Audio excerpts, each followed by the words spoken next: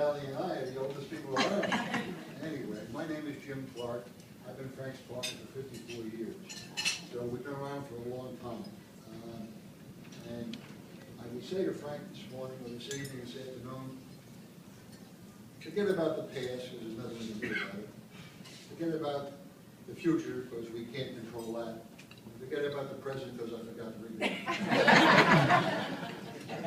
There was a fellow named Jim Blanchard, who was in the Army in the Second World War.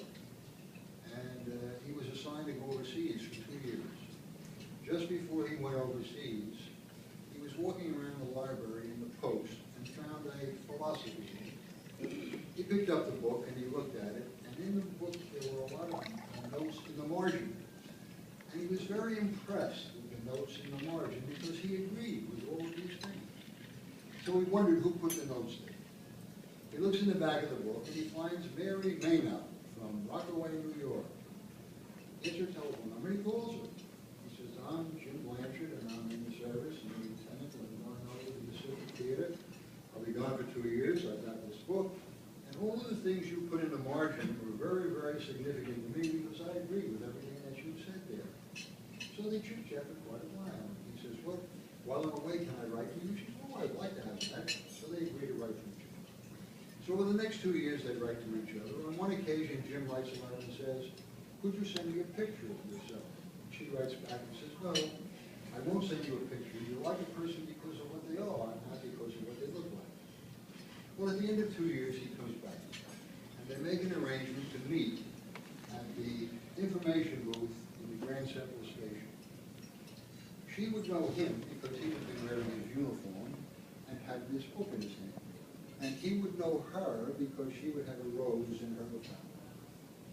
At the given time, he's walking across towards the information booth, and he looks up ahead, and here comes this beautiful blonde with a nice green suit on, and he's, whoa, this is really neat. And then he notes she doesn't have a rose in her lapel.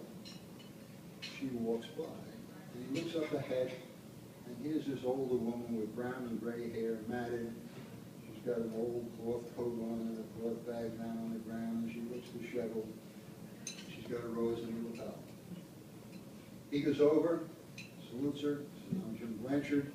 You must be Mary Maynard, and I'd like to take you to dinner. And the lady says, you know, I don't know what's going on, but this woman that just passed with the blonde hair and the pretty green dress gave me this rose and said I should put it in my lapel. And if you asked me to go out to dinner, I should tell you that she's waiting for you across the street. That kind of sums up what my partner is all about. He's got character, he's got commitment, he's got integrity, he's got follow through, and in that situation, he would have looked at that lady and said the same thing. Let's go to dinner. That was what I wanted to do. So that's what Frank Peter Paul is all about. In our firm, it was very interesting because although they say he was cum laude, I think he was magna cum laude. He had a mind like a trap. He could remember case name, citation, and what it stood for.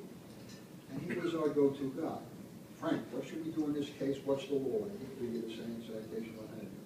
He was our Google before Google.